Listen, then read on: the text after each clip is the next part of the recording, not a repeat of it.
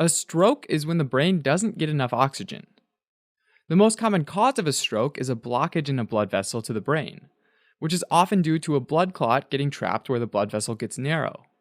When the blood vessel gets blocked off, blood can no longer flow past the clot, and oxygen can't get to the brain tissue, and that tissue quickly starts to die off.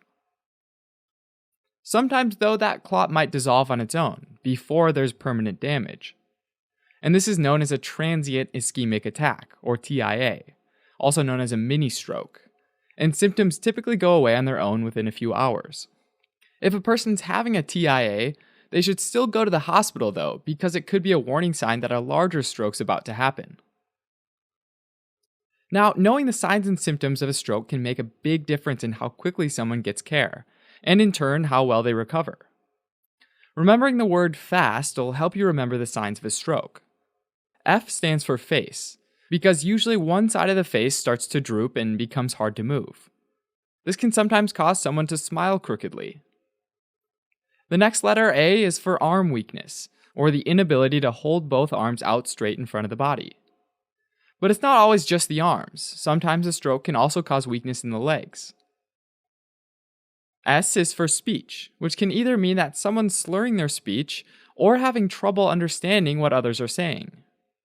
And finally, T is for time, because someone should call emergency services immediately when these symptoms appear. Now, strokes can also involve other symptoms, but these are the classic signs. So remember, face, arm, speech, and time, or FAST.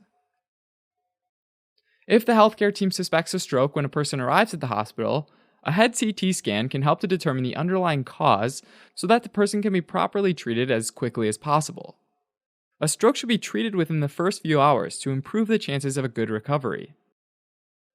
Now, there are two treatments that can be offered in the first few hours of a stroke. After several hours have passed, these treatments will no longer work because the tissue can no longer be saved. TPA, sometimes known as the clot buster medicine, works by dissolving the blood clot and allowing blood to flow back through the previously blocked vessel. In addition, there's also thrombectomy, which is a minimally invasive procedure that can be used to remove larger clots from the brain. After a stroke, the main goal is to prevent another stroke. The most common modifiable risk factor for stroke is hypertension, or high blood pressure. Lowering blood pressure back to a normal range can result in the greatest decrease in stroke risk. Next, there's smoking, which approximately doubles the risk of another stroke. But this additional stroke risk disappears within 2 to 4 years of quitting. It takes most people several attempts to quit before they're successful, so it's important not to be discouraged after a failed attempt. Next, there's diabetes, which is a disease that causes high blood sugar, which ultimately damages the blood vessels.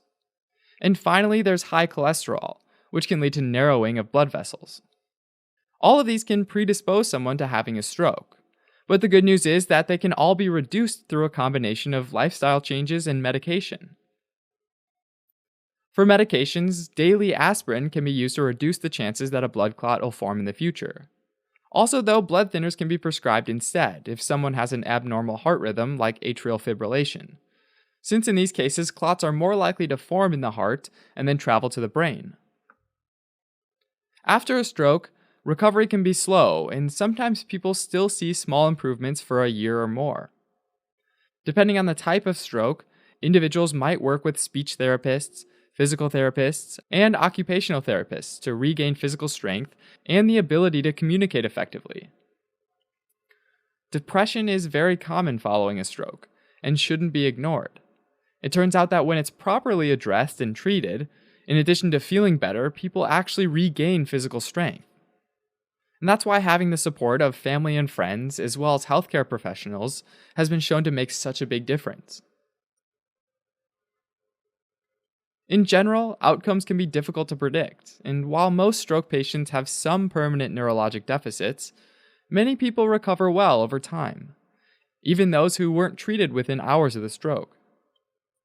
Overall, the goal after a stroke is to provide tools to maximize quality of life and prevent another stroke from happening in the future.